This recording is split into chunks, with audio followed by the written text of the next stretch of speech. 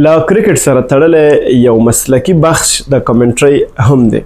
کابو یو لسیزه وړاندې مو د افغانستان نږدې ټول لوبې د راډیو له لارې د کمنټري په الفاظو انځورولې. که مبالغه ونه کړم همدغه کمنټیټران ول چې د افغانستان د ولس یې له کرکټ سره دومره مینه پیدا کړې. که دغه کمنټیټران نه وی نو د افغانستان د ولس به له کرکټ سره دومره جذبه او مینه نه وه پاتې. په دغه خپرونه کې د همدغه بخش له یو مسلکي کمکی ځوان نوید الرحمن ریحان سره خبرې کوو. تاسو به د جالبې په انګلیسي خبرې اورېدلې وي او که مو نه وي اورېدلې په دغه خپرونه کې را سره وګورئ. ستړي مشئ، ناصر حلیمي یم، تاسو کرکلینډ څارئ. نوید الرحمن ریحان صاحب په سر کې درته ښه راغلاست او هرکلی وایم. خدای دې وکړي تاسو به روغ او جوړ یئ. مننه چې موږ ته مو وخت راکړ. په لومړي قدم کې سلامونه تاسو ته او د کرکلینډ درنو لیدونکو ته. هیله لرم روغ او جوړ او د صحت جامې په تنې. ډېره مننه حلیمي صاحب چې وخت مو راکړ او زموږ سره مو د مرکې لپاره دا غوره وبلله. زیات مننه. په سر کې راته دا ووایئ چې د نوید الرحمن ریحان د کوم ولایت نه دی، څومره زده کړې لري او اوس په کومو کارونو بوخت دی. لنډې درنه اورو. ډېره مننه حلیمي صاحب. زه د هلمند ولایت د مرکز لشکرګاه ښار اوسېدونکی یم. د زده کړو کچه تقریبا د آخري کال مې د مکتب د فارغت پاتې دی او ترڅنګ یې د سنټر څخه هم فارغ شوی یم د انګلیسي ژبې. او فعلا مصروفتیا خو مې دا ده چې د سنټر د اومن هایس د استاد په ډول باندې وظیفه اجرا کوم. نو همدا مې فعلا کاري بوختیا ده. کور ودان ریحان صاحب له کمنټري سره د څنګه مینه پیدا شوه او همدلته به یوه لنډه بله پوښتنه وکړم چې سخته نه ده چې یو پښتون کمکی ځوان دی په انګلیسي ژبه دومره روانې او په ښکلې لهجه خبرې وکړي؟ بله یو حلیمي صاحب، تبصرې سره خو زما هغه وخت مینه پیدا شوه چې کله زما کرکټ سره مې ډېر وخت نه مینه وه. کرکټ سره مې د ډېر وخت سره مینه وه، خو کله چې ما انګلیسي شروع کړله نو ما دا فکر له ځان سره وکړ چې راځه ته به د افغانستان لپاره د کومنټري په باغ کې خدمت کوې. نو زما مینه د هغه وخت له کومنټري سره پیدا شوه چې کله ما انګلیسي زده کړه او کله چې ما په سکرین د کومنټرانو خبرې اورېدلې او ما هغوی ته ډېره زیات توجه کول او غوښتل مې د هغوی څخه ډېر څه زده کړم او هغوی ما ته واقعا هم ښه خوند نه کوي د هغې خبرو. او نتیجه یې دا و چې ما دا غوره وبلل چې راسې د خپل هیواد لپاره خدمت وکړه او همدې برخه کې کار وکړه. او لامل یې دا و چې د ما انګلیسي زده کړه او وروسته مې د تفسیرې سره مینه پیدا شوه. واقعا هم د یو پښتون ځوان لپاره دا به ډېره سخته وي چې د خپلې مورنۍ ژبې نه بغیر په یو نړیوالې ژبې روانې خبرې او په ښکلې لهجه او په ښکلي انداز سره خبرې وکړي. خو هغه وخت بیا سخته نه وي کله چې د چا شوق له یو مسلک سره وي او د هغه لپاره ډېر کار وکړي او هڅه وکړي تر څو د هغه ترلاسه کولو لپاره هر څه چې له وسه پوره وي هغه ترسره کړي. نو هغه وخت بیا سخته نه وي. نو ما واقعا هم له انګلیسي سره ډېره مینه درلودله او ما ډېره تعقیبوله.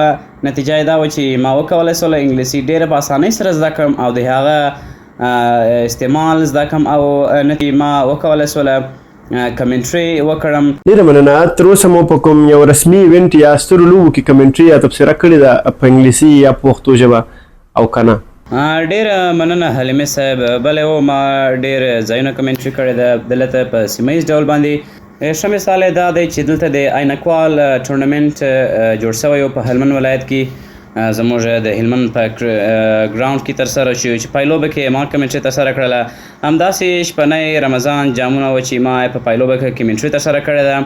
نو ډېر مثالونه شته چې ما دلې په سیمه ییز ډول په د خپل ولایت کې کمنټري کړې ده او لا هم هڅه کوم چې کمنټري ترسره کړم. کور ودان ډېره مننه. زده کړې هم کوئ، مخکې مې یادونه وکړه. په راتلونکي کې څه غواړئ جوړ سئ؟ په همدغه برخه کې کار کول غواړئ چې خدای در باندې لورینه کړي او که نه د نورو مسلکي اړخونو ته به ځئ؟ موخه مې دا ده چې ډاکټر، انجینر، اقتصاد پوه او یا بل څه جوړېدل غواړئ؟ ډېره مننه حلیمي صاحب. لومړی خو زما هدف دا وي چې زه د خپل همدې کومنټري لپاره زیات څه ترسره کړم او غواړم چې همدې برخه کې ډېر کار وکړم. خو که چېرته نصیب مو نه وی شوی نو بیا به زما لپاره انتخاب د ډاکټرۍ برخه وي. خو په لومړي کې غواړم چې د دې کار لپاره ډېر خدمت وکړم او د دې کار لپاره هغه څه چې زما د وس پوره وي هغه ترسره کړم. نو غواړم چې په همدې برخه کې مخته تګ وکړم. مننه. په آی پی ایل کې کوالیفای لوبه وه، تاسو پکې کمنټري کړې وه، ول لږ لنډ دغه اورو بیا به پوښتنه وکړم. And it's going to be really important games because I mentioned it already been that if any teams win the game, they're going to be held straight finals as against RCB. Wadira is alongside Cherias, Rohit Sharma. Nice, high, could have been straight, yeah. No, it went for 6. That Cherias, the skipper, done all of his best for his team. That is wonderful betting from Sherry Hazael, having just 50 ownership of 38 balls. The successful captain's done all of his best across the tournament, winning all of his games with his name. Sherry Haz picking it nicely. Say his bet power here. Going along from positions. 76 meter it was. Oh my God. What a shot that is being. Haddock is not playing well. As which the match is really important as well. It's 122 for 3, 12.3 of us is gone. Rich Topley is the man. Sean straight and away goes for 6. که ریحان صاحب د کرکټ بورډ یو رسمي غړی یا چارواکی وی او د هلمند یا ننګرهار له لرې او پرتې سیمې د یو بااستعداده ماشوم دغه ښکلې لهجه په دغه ښکلې لهجه تبصره اورېدلی وی نو ده به ورته څه کړی وی؟ حلیمي صاحب که چیرې زه د کرکټ بورډ رسمي یا هم مهمو غړو څخه شمیرل کېدی نو ما به د دې که چېرته دغه د افغانستان په هر ولایت کې وای نه یوازې هلمند او ننګرهار نو ما به د هغه لپاره هغه څه ترسره کړی وای هغه د هغه لپاره چې د هغه په ګټه تمامېدلی او داسې استعداد به مې میډیا ته ښکاره کړی وای او د هغه موضوع به مې له کرکټ بورډ سره شریک کړی وای او هغه ته به مې ډېر وخت ورکړی وای تر څو ځان ثابت کړي او د افغانستان لپاره ویاړونه راوړي ځکه چې افغانستان د کمنټري په بخش کې ډېر اړتیا لري او موږ داسې ډېر کمنټیټران نه لرو تر څو د افغانستان لپاره په نړیواله توګه کمنټري وکړي نو دا به کس به ما ډېر میډیا ته راښکاره کړی وای او د هغه څه چې زما له واسې پوره وای د دې کس لپاره به ما ترسره کړي وای نو واقعا هم چې موږ داسې ډول کسانو ته اړتیا لرو او باید داسې کسان په هیواد کې ډېر سي او د دې کسانو لپاره هر اړخیز خدمتونه باید ترسره شي. کور ودان ارمان دې څه دی په راتلونکي کې غواړې په نړیوالو لوبو یا نړیوال کرکټ باندې تبصره وکړي او که نه د افغانستان داخلي لوبې او یا په داخلي لوبو باندې په انګلیسي ژبه تبصره بس نه کوي؟